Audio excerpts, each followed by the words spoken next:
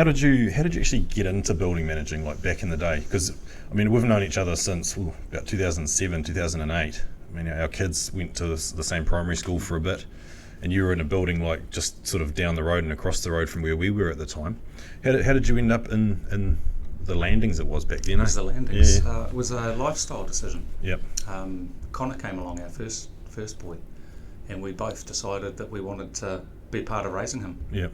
I couldn't build enough boats to keep the wolves from the door. Camille had finished work well early in the piece, so we decided we'd do something together. Yeah, sweet. So we started managing a one apartment building, purely as a lifestyle choice. It only required one of us at a time at work, so the other one was always with Connor, raising Con. So yeah, we did it purely for that reason. That's cool, because that's very similar to Kylie and I getting into it, and it still is one of our things today, is about having that business set up so that you can focus on what your priorities are. And at that time, priority was raising the kids and stuff. Yeah. Yes, that's good to hear. And so you said building boats. So prior to that, you're a boat builder, right? Tradesman. Yeah. So I was a cabinet maker. Right. I left school and put a year into being a rock star. Oh, yeah. That didn't work. Yeah. So the next most obvious choice is cabinet maker. Yeah. Apparently it's where all the musos go afterwards. Very similar. Yes, I built furniture, shop fittings and stuff like that. I worked on building sites and eventually in a boatyard building furniture for super yachts, which is a fantastic job. I bet it was. You must have seen some pretty amazing boats. Yeah, the level of tradesmanship was huge. And working with different trades, all packed into a hull of a boat. There's sparkies, plumbers, engineers, naval architects, everyone in a tight space. It gave me the ability to work with trades, understand tradespeople and what they need to operate well. Yeah, and it's literally just taking that boat and probably tipping it up on its side and going, well, there's a tall building. Same sort of shit, different environment. Yeah, managing contractors is a big one. So I just want to go back to that rock star comment, because that sounded pretty cool. Did you actually try and be in a band, or are you a musician? You got a secret hidden talent or something? I had long hair. Yeah. And I could play the guitar a little bit. Yep. And that wasn't enough. Oh, and it wasn't enough. No. Did you have like a band or something? Yeah, we did. Nice. Yeah, played 2 gigs. Yeah. Played 2 gigs. Plenty in the bedroom, plenty in the garage. That was about it. Yeah. What was the band called? Templar. Yeah. I almost think I've heard of that, unless another sort of well-known band's got that name. That's quite a sweet name. Yeah, good name. Yeah. And then like you say, along come the family and the obligations of life. Yeah.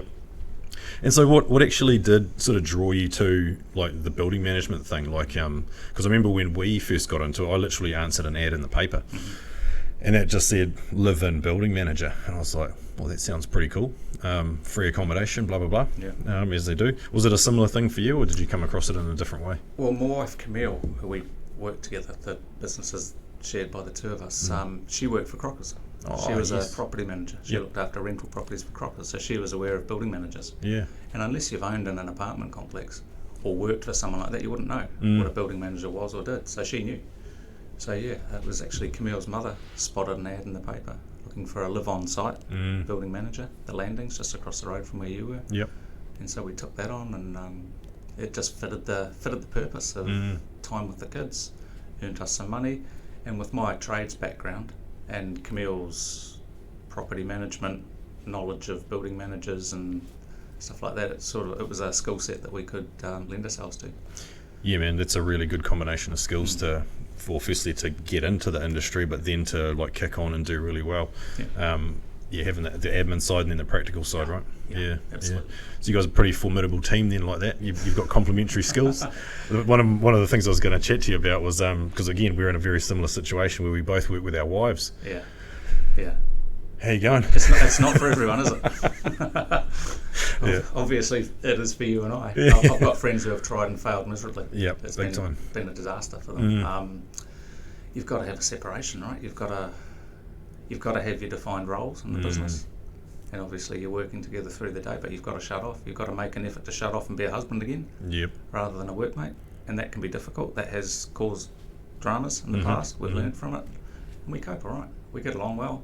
We're good friends as well, which is, you've got to bond, you've got to have that connection for things to go well. We don't advertise the fact that we're married. We don't come out and tell people. Some people think we're brother and sister. We've got the same surname. Yeah, because true. we act very professionally right. at work. Yeah. Some people click that we're married. We don't often let it slip ourselves. That's a bloody hard case, because I thought most people with the same surname you'd be married, but clearly not.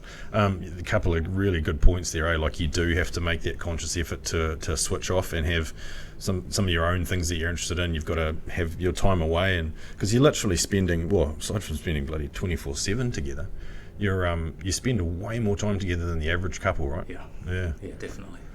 I'm largely out and around the buildings on site, whereas Camille is largely in the office. So we have that separation, but I'm in the office a lot. Camille meets me on site for meetings and stuff.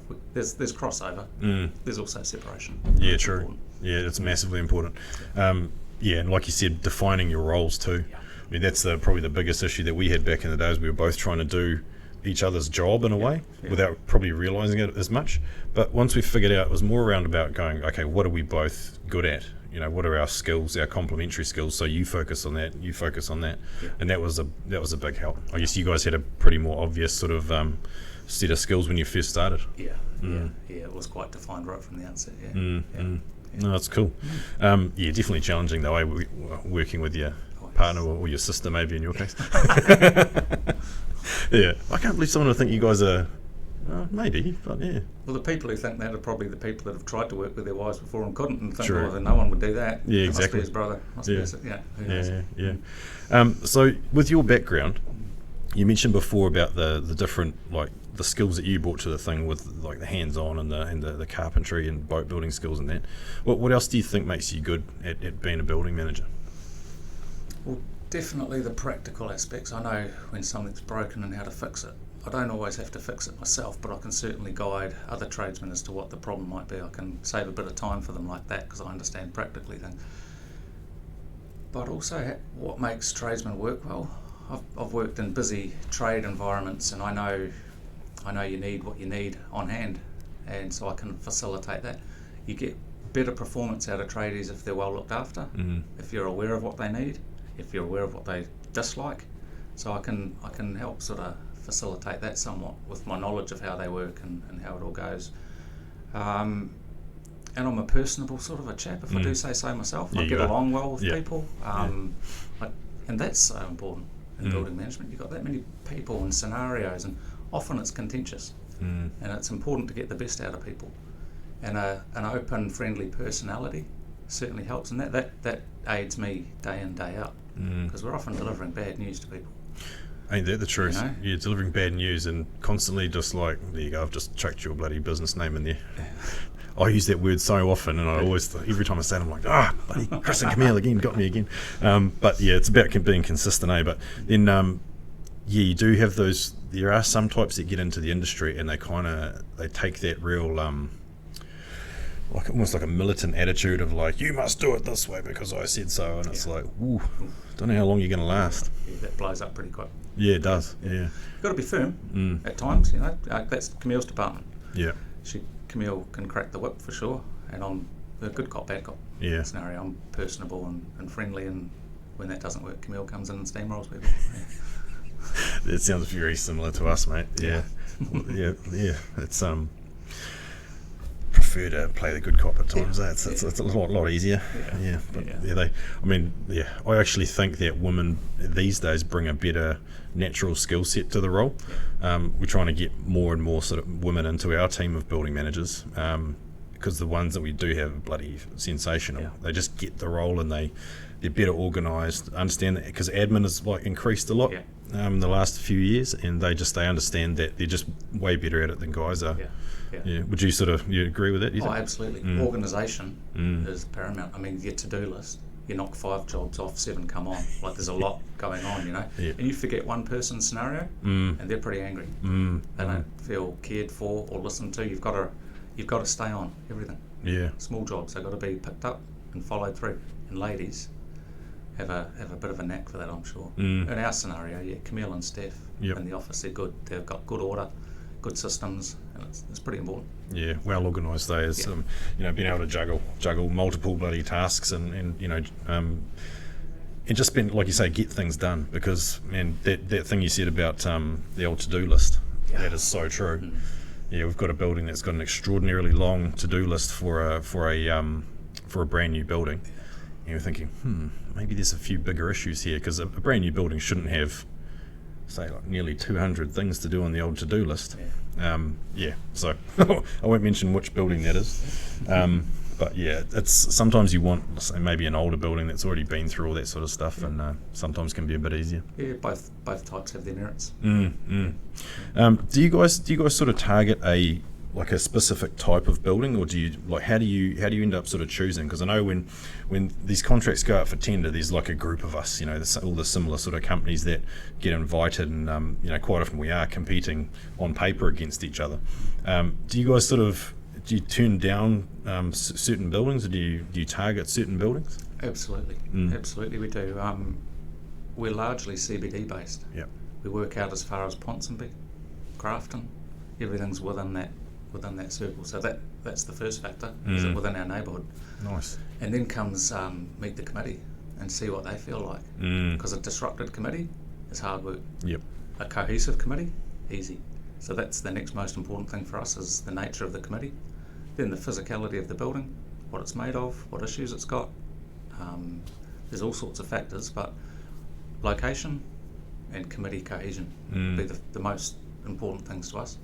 We turn down lots of opportunities for buildings. We haven't taken on new work lately. We've found a sweet spot, around 20 buildings, 5 staff. It works well. Nobody's stressed out. We can still deliver a good level of service. The bills are getting paid, and it's just working well for us right now. The kid, it's always been about the kids and the family. One of them's off to uni next year. The next one will be at high school. So there's a turning point for us there. Yeah. An opportunity to grow, perhaps, or an opportunity for some more time and space for Camille and I. Yeah. We haven't decided what we're going to do with this looming freedom, but every decision we make is based around the family's needs and how we work in with that. That's cool, man. Yeah. Love that. Yeah. And yeah, that really resonates. And that's the beauty that you have when you own your own business, right? Yeah.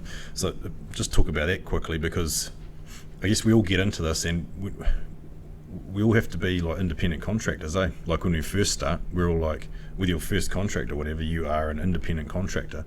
And it took me a while to get my head around that, because I hadn't really experienced that before as a form of being, associated with a contract or a building or whatever.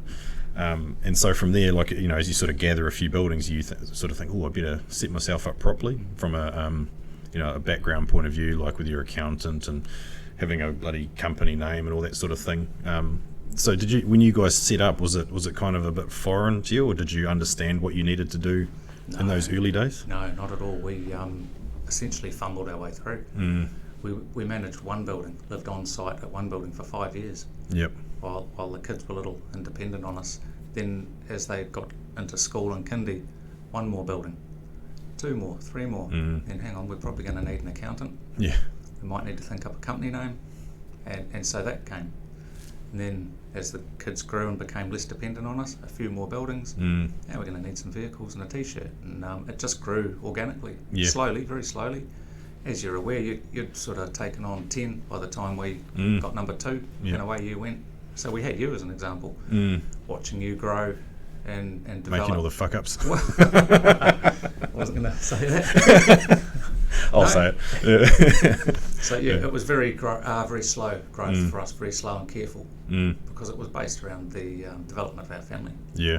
Rather than an initial desire to build a large company, we never had that, and I don't think we ever will. It'll always be a family and lifestyle based. Yeah, and I guess that's where we've got a differing sort of perspective, and neither one's right or wrong. It's just whatever suits you at the time, right? Or whatever suits your mindset. Because our initial thing was, I think we said this in one of the other podcasts, was that we wanted to have like 10 buildings and a bloody Holden ute. That was my thing. I wanted a Holden ute, and it was all about that. And then you kind of achieve that, and you're like, okay, maybe we'll try for 20. And I just kept going in round figures, and then so I think being a cricket fan, like I know you are too, the 100 always sort of was quite appealing. You raise your bat with your 100th and that. So we always wanted to see how far we could push it. And rightly or wrongly, I mean, we've been going for 16 years, probably similar to you guys, and we've had plenty of ups and downs over the years, and I think because of where we like the, that big dog sort of concept, everyone hears about our fuck ups, and it kind of gets around the industry pretty quickly. Yeah. But there's also so much good stuff going on as well. You don't just sort of sit back and think, oh, this is going to be the end of it. You just keep making improvements and keep on going and that. Yeah. So did you guys actually have like a business philosophy around? So your cornerstone is like the family, but then do you sort of have some like business values that you guys have with your staff and with your team? Oh yeah, definitely. Our staff are long term. Our guys have been with us for 9 years. Wow. 8 years, 5 years. Yeah. The like. Very important that the staff are good and personal. We hire people on their nature and personality. The role can be taught. The attitude can't. That's got to come from within a person. So that's how we pick our staff. So far, so good. We've had a few rough ones come through, but they didn't stay long. Yeah. They just didn't fit. They felt it. We felt it, and it ended quite naturally. We're just accountable. It's Camille and I answering the phones. It's our names all over it. So we ensure that things are done well. And people are happy with us. We're very critical of ourselves. We've got a very self-critical sort of a approach. If we think something's not right, we get to it and we make it right. Like you say though, I mean, nobody's perfect. And when you have a good reputation, you get something wrong, word spreads. Yeah. Tall poppy syndrome's a real thing. You get knocked down pretty quick by people who are looking at you critically. But it's just how we sleep straight in bed at night, by doing a good job, and that attitude is picked up on by your staff. If you display it and example it, they pick up on that. Yeah. Staff always wanting to please you. They always want to do the right thing and be on side with how you're trying to operate. And we've been lucky enough to have really good staff. That's cool. Yeah. Your staff are like a reflection of you, and you guys are, your directors, you're driving the ship, and your team are, they're a reflection of you guys and how you want to, present your company and your service and all that thing to your clients. Yeah. What did you think about the body corporate industry when you sort of, I guess, maybe not when you first got into it, because you, like me, we kind of didn't really know what to expect, but as you've been in it for numerous years now, you develop a bit of an opinion about it, and there's like it's a funny little industry, eh? Well, it's quite a big industry, like from a physical, asset point of view, but not a lot of people are aware of it. So how have you sort of found the industry over the years, like the wider body corporate industry? It depends largely on the people that you mix with within that industry. It's a personal relationship type of thing. If you get along well with the people that you're working with, then you have a good feeling about it. You come across people that you do not get along well with, and you get a negative feel and approach to it. It's a daunting concept, the governance of a large asset by a group of very different people managed by a small group of those people. It's controversial, terrifying to some people, to be told that you've got to spend lots of your own money on something that doesn't even affect you. That would terrify me as an owner in an apartment complex, the prospect of being forced into things. I don't know that I would own an apartment. Probably not the greatest endorsement of my industry but there's it's true. It's a risky environment. It's a risky and diverse environment for sure. Massively, and I think that's that's where a lot of people dive into these buildings or these apartments, and they don't actually realise what they're getting into. Like they understand that they're buying, say, a home or an investment, but it's what happens literally behind the scenes, or in the common area management of the building, which a lot of people don't understand. Over the years, I think you've opened a few like new buildings and stuff. When people first move in, there's a massive education process that you've got to take them through. You've done that a few times. Yeah, we have. I mean, you take your mind back to when Blue Chip took over. Right? People showing up from Taranaki wondering where their 5-bedroom apartment is. It's a 1-bedroom. There was some learnings went on there. That was right when we started. So that was a real eye opener to the force behind some of these organisations. And if you're unaware, can be quite shocking.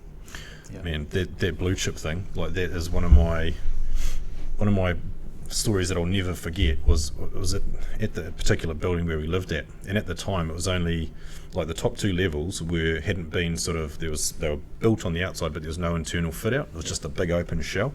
And I remember I was up there one day just having a bit of a poke around, and my phone rang, and they said, "Oh, hi, it's so and so here from I think they lived up on the shore."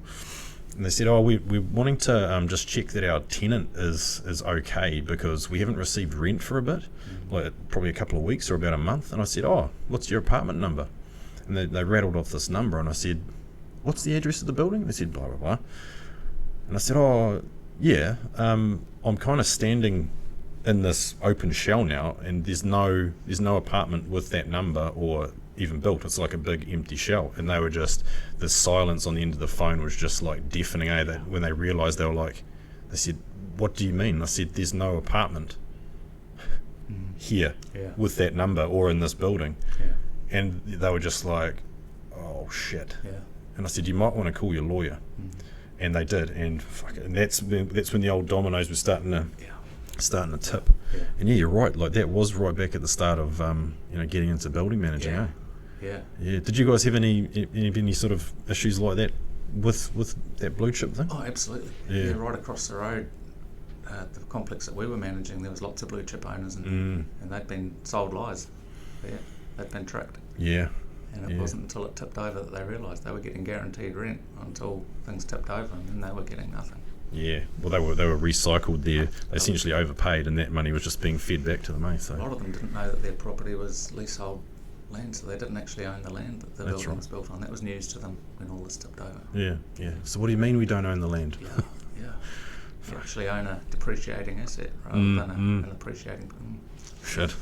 Those were the old days, eh? Those were the old days, man. And so what do you think? What do you really enjoy about it? Because I mean, we can sit here and be negative about the whole bloody thing, and really drill into it. But there's obviously something about the industry that we love, because we've been in this bloody game for so long. What do you really enjoy about the building management side of things in the body corporate industry? Oh, there's all sorts. The interpersonal things. I love dealing with people. I enjoy that. It's engaging, and can be good, can be bad, but it's engaging. Keeps your mind active. Thanks. 1-1 now. From a practical sense, from a trades background, I enjoy old historic buildings. Figuring out why 120-year-old buildings falling apart because the salt and the concrete that they used back in the day is now degrading. Finding modern solutions to old problems. New buildings, how they're built and how they're performing. It's engaging and rewarding sort of environment for me to be in. So practically and socially, I enjoy both those aspects of it. And you kind of start looking at the older buildings going, gee, I wish they built them like that again. Because the older buildings we've managed a few over the years and still do, and it's like there's something about an old building that just feels really, really solid. I don't know what it is, but it might be the bloody foot thick concrete walls probably, but it's just, there's a feel to an old building, that's really reassuring, I think. And a sense of pride too. When a building's well presented, well looked after and well managed, it's a sense of pride for me to walk into a building and seeing it looking nice and to get positive feedback from people. You don't get a lot of that, as I'm sure you're aware. There's, people don't ring up and say, hey, I had a great trip up in the lift today, thanks very much. well, thanks very much. Just for anything. It is a thankless job or task or role, like it's there's a lot of beat up to it. There's quite usually it's the first person to blame. Like I think we're considered the low hanging fruit at times, but it's like, oh, that's the building manager's fault, and it's like, no, it's not. Circle back, follow the money. You'll clearly see it's not our fault. But you're right. It's the tangible sort of aspect about what we do with these big buildings is cool. And you manage some really big buildings, and it's neat to be able to walk up to them, walk into them, and people are happy. The building looks bloody sensational, and it's ticking along like it should. It's when you get, I guess, governance or committees who sort of fail their obligations, or they try and penny pinch and scrimp and save, thinking that, oh, look how much money we haven't spent. To me, that's a real like alarm bell going off when people think that successfully running a building is not spending any money on it. You know, have you found that in any of yours? Oh, absolutely. Yeah. Absolutely, yeah. And we certainly discourage it. Long-term maintenance plans are great. They give people an idea of the future, and they're a clear indication as to whether you're preparing for that future or not. That's one of the things we look at when we're assessing a building. If we'll take one on or not. Is how financially prepared they are. Yeah, good. And what their track history is of spending on maintenance, not just new carpet, but sealants on the roof and the practical things that will benefit in the long term. That's something we look at. Yeah, for sure. Yeah. It's funny, that that when you go through the tendering process, how everyone's like really guarded about how much they're paying their current manager.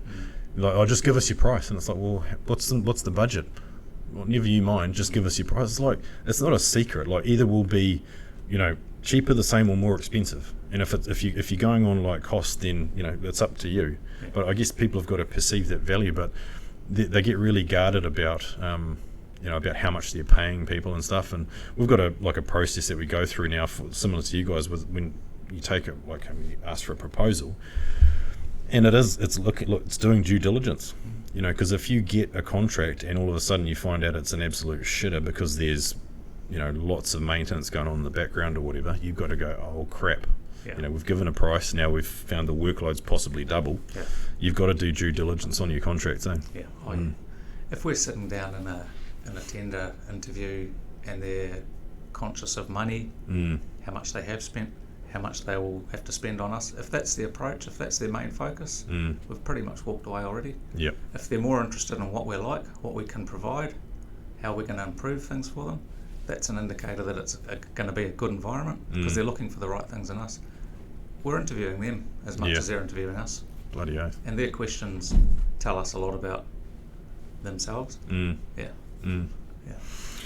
So what's your philosophy when, say, for a building, like, say, you probably not philosophy, but you have like a routine, a regular routine that you do with your buildings. I mean, we have a routine and checklists and all these things that you got to tick off every time you go to the building. Do you guys do a similar thing? Do you have a similar approach to how do you actually manage a building? Yeah, probably a little different to how you run things, because all of our staff go to all of our buildings. We don't have a set of buildings for a particular staff member. Yep.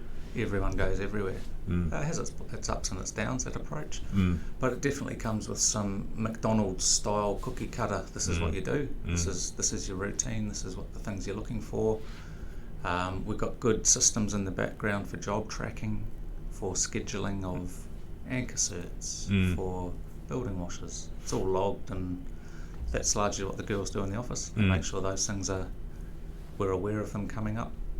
So routines are put in place. Open eyes from our staff, open eyes to look for the stuff that's not on that list. That's real important. You can't teach that and you can't schedule that. Just because it's not on the list doesn't mean it's not important. That's something that's got to be in your nature. You can't teach it. Yeah, that's right. You can't make people see stuff that they're just not seeing. Yeah. So open eyes from everyone. The open eyes thing is huge, eh? Like, that's one of our key things, the whole identify thing. Yeah. And if it's not your eyes, it's probably your nose or your ears. Yeah. Finding problems. I mean, the amount of times, like back in the day, you'd walk into a building and you couldn't see something, but you could definitely smell it. Yeah. It might be a burning smell or an off smell, and it's about using your senses to figure out what's going on in these buildings, eh? Definitely. Yeah. Definitely. And some forgiveness around that too. I mean, I do the walk-arounds on the building myself when someone's away sick. I'm still very hands-on in our business, and I miss stuff.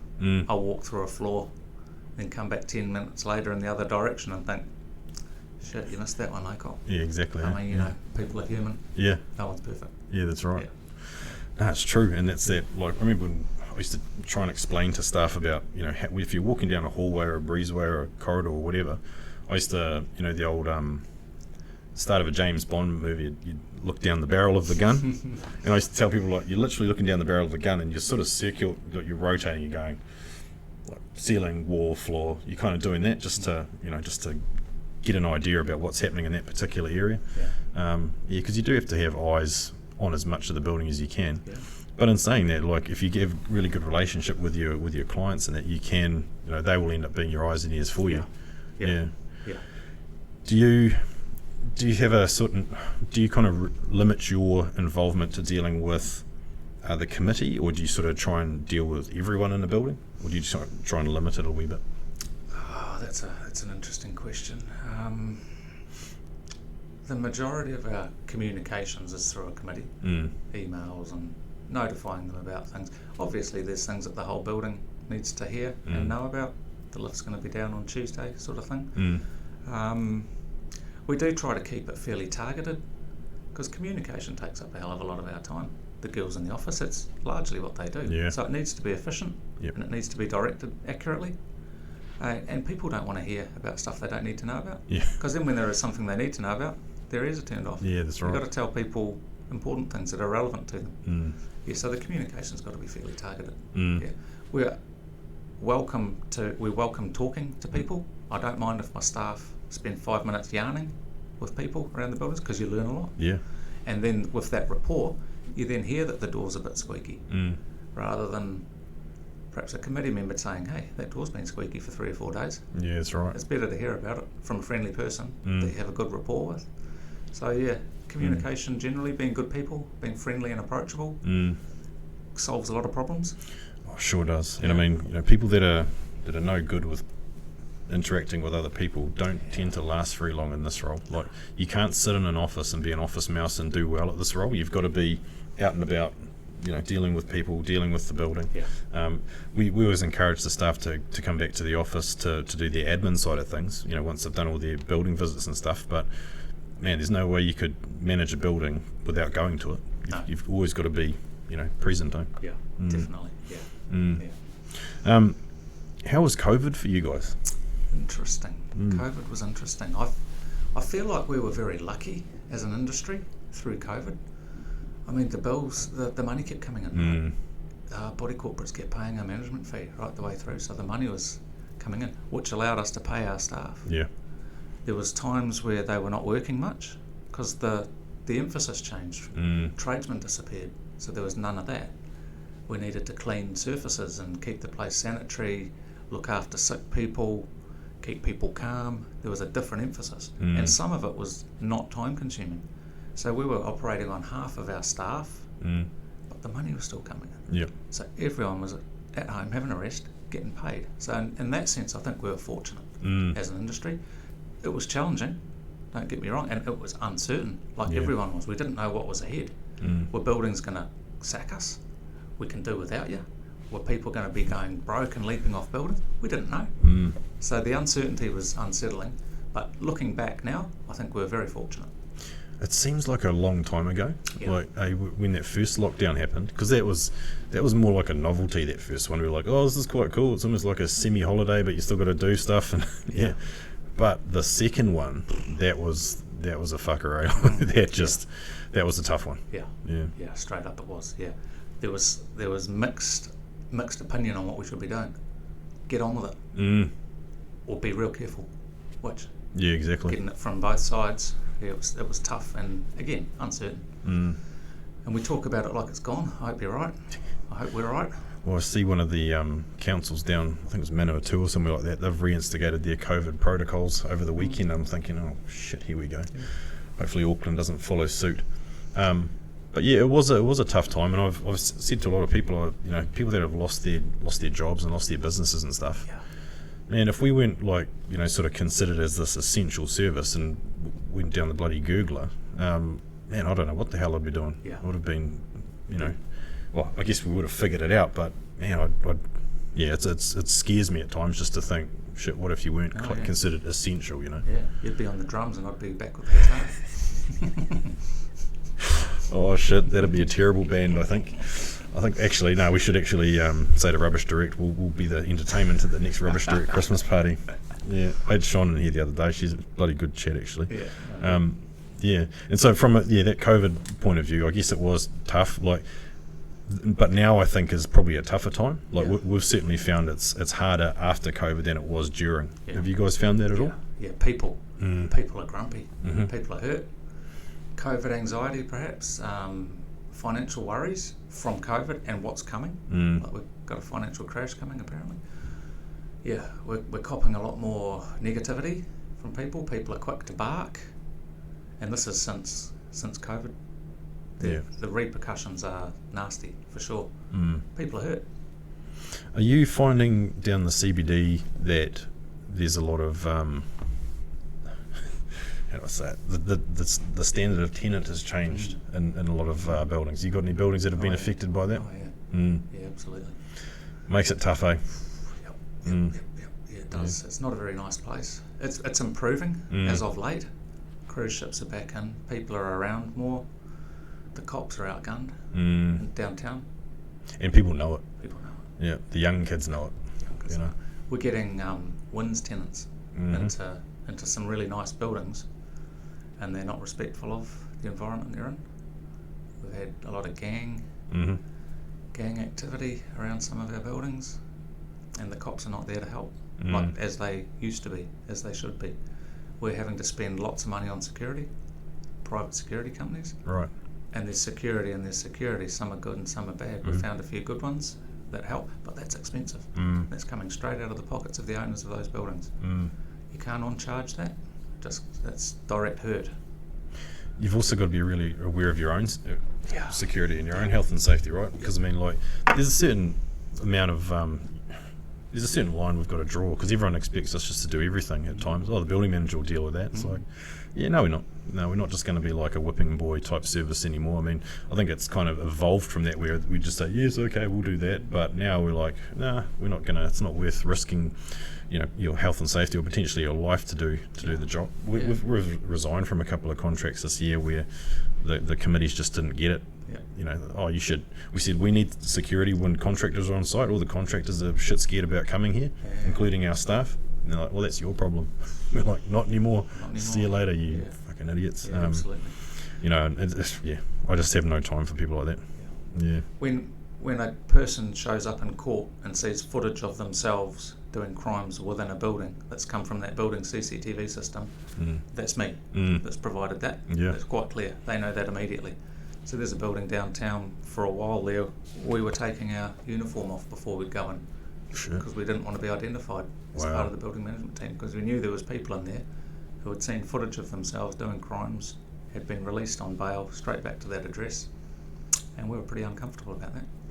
Fortunately, we did get good security support in that building, so there was someone on site 24/7 nearby to help, which gave some relief. But other buildings were not willing to go to that stretch because it's bloody expensive.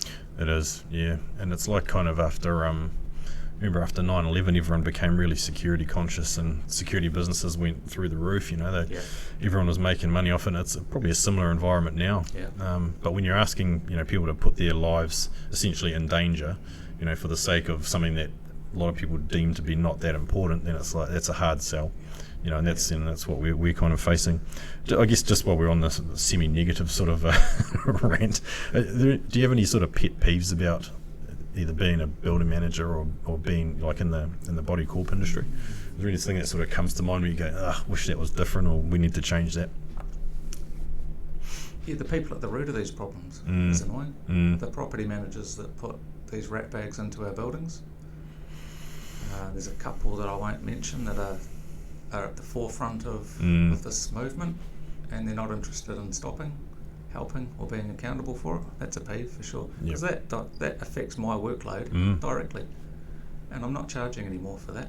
The hours I spend looking at cameras, giving footage to the cops who lose the footage, who want it again, who come to site with no sticks, and it's time upon time upon time, which hurts. And when I can see someone directly responsible for that, that makes me a little peeved for sure.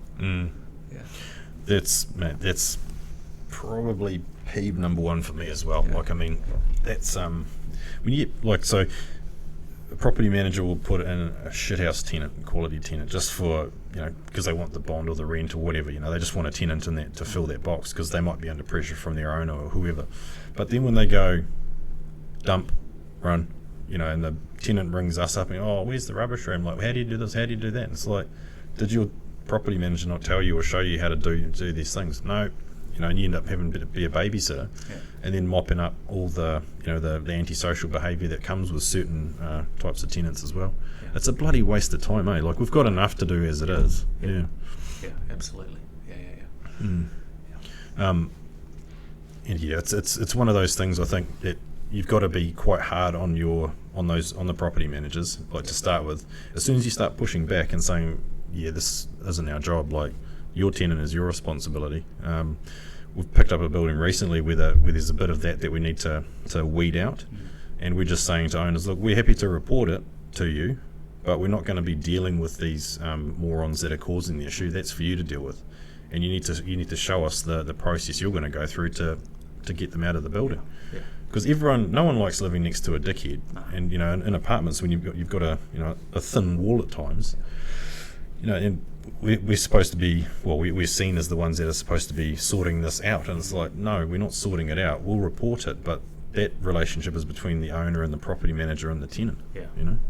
On charging helps. Hurt the person in the pocket. If an owner catches a bill for our time, for our 15 hours on the CCTV, if the owner catches that bill, they're going to question the property manager as to who you've put in there. And why did this happen 3 months ago also? What are you doing? That's where you get a result. If you're on charge. Make it hurt. Oh, exactly. People always, as soon as there's a bit of a dollar value involved, they tend to modify their behaviour. Absolutely. What do you think are the challenges ahead for, firstly, say yourselves as a business, but then for, say, the industry? What do you think is, have you guys sort of identified things within your own company that you think, shit, that's going to be a challenge, or within the industry that you sort of have to navigate and stuff like that? You're sort of looking out, sort of a few years ahead? Yeah, well, having positioned ourselves in the CBD is interesting because there's a lot of disruption in the CBD at the moment. It's not a good environment, so that's a concern. I'm hoping that'll improve. International students coming back, office workers coming back into town, all these things are going to help. I'm worried that that's a wee way off. We're starting to see it, but the actual results of it are a little way off yet, so that's concerning. The crime, the lack of accountability is heading in a bad direction. I know a few South African people who left Joburg 15, 20 years ago because of what they're seeing here right now, the lack of accountability for poor behaviour. Right. People know they're not going to get in trouble for driving a car into the front of the shop, selling drugs out of the back of an apartment window, That's concerning. That's concerning for me, for our own safety, for just the well-being of our country, to be honest, Brady, and our city. Yeah, man, I'll share those concerns. It's like, do you remember, was it back in the late 90s or early 2000s when Giuliani sort of got in as mayor of New York, and they started cleaning up the city by, it was their broken window policy, but it came around like, they stopped people jumping over the turnstile in the subway, and just all these little things, that sort of just, if they weren't caught, then people go, oh shit, what else can I get away with? And they've got to do something about this real petty sort of crime that's happening in the city, because it's no longer petty.